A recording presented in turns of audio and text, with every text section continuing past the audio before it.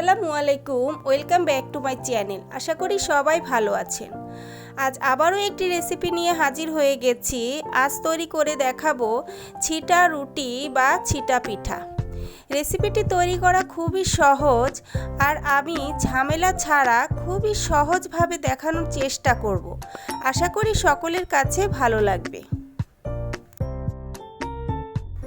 এর জন্য প্রথমে আমাদের লাগবে চাউলের গুঁড়া। এখানে আমি মেজারমেন্ট কাপের 1 কাপ শুকনা চাউলের গুঁড়া নিয়ে নিয়েছি, আর নিয়ে নিয়েছি 1/2 কাপ ময়দা। ময়দাটা দেওয়ার কারণে পিঠাটা অনেক সময় নরম ও তুলতুলে থাকবে। আর দিয়ে দিব স্বাদমতো লবণ ও 2 টেবিল চামচ রান্নার তেল। দিয়ে সবগুলো উপকরণ ভালোভাবে মিশিয়ে নিতে হবে। মেশানো হয়ে গেছে। এখন অল্প অল্প পানি দিয়ে একটি পাতলা ব্যাটার তৈরি করে নিতে হবে। পানিটা গরম বা ঠান্ডা নেওয়া যাবে না, নর্মাল তাপমাত্রার হতে হবে। গোলাটা তৈরি করার পর বলে দিব এখানে কতটুকু পানি লেগেছে। আমরা চিতই পিঠার জন্য যেভাবে গোলা তৈরি করি ঠিক সেভাবেই তার থেকে একটু পাতলা হবে। 1 কাপ চাউলের গুঁড়া ও 1/2 কাপ ময়দার মধ্যে 1.5 কাপ পরিমাণের পানি লেগেছে। গোলাটা তৈরি হয়ে গেছে। এখন এই গোলাটুকু একটি বোতলের মধ্যে ঢেলে নিব।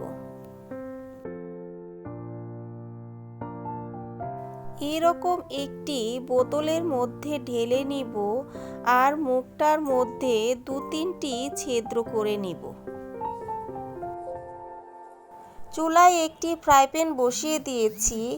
এখন এর মধ্যে সামান্য একটু তেল দিয়ে দিব।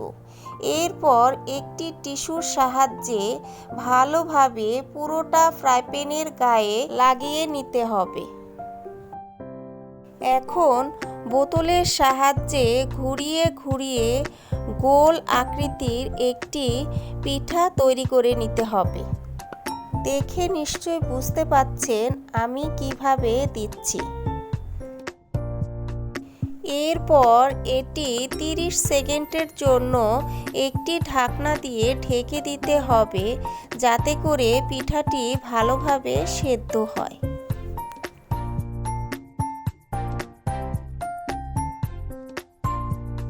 পিঠাটি আমার হয়ে গেছে।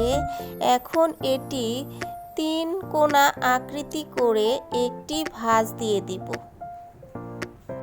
দেখুন কি সুন্দর হয়েছে। একইভাবে আরও একটি বানিয়ে দেখাচ্ছি। এই পিঠাটির আসল পদ্ধতি হচ্ছে হাত দিয়ে ছিটিয়ে ছিটিয়ে বানানো। সত্যি কথা বলতে হাত দিয়ে ছিটিয়ে বানাতে গেলে চুলার চারিপাশে নষ্ট হয়ে যায়। এর জন্য আমার এই সহজ পদ্ধতি। আপনারা চাইলে হাত দিয়ে ছিটিয়ে ছিটা পিঠা বানাতে পারেন। বন্ধুরা, যারা এখনও আমার চ্যানেলটি সাবস্ক্রাইব করেননি, চ্যানেলটি সাবস্ক্রাইব করে দিবেন এবং আমার পাশে থাকবেন। আরও একটি পিঠা আমার হয়ে গেছে। একইভাবে প্রত্যেকটা পিঠা বানিয়ে নিব।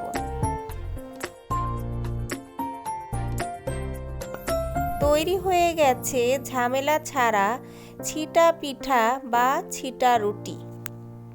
দেখুন কি সুন্দর নরম ও তুলতুলে হয়েছে।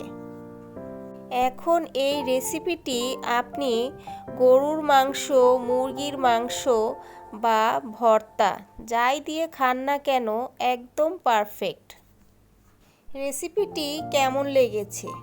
যদি ভালো লেগে থাকে তাহলে একটি লাইক, কমেন্ট ও বেশি বেশি শেয়ার করে দিবেন। আল্লাহ হাফেজ।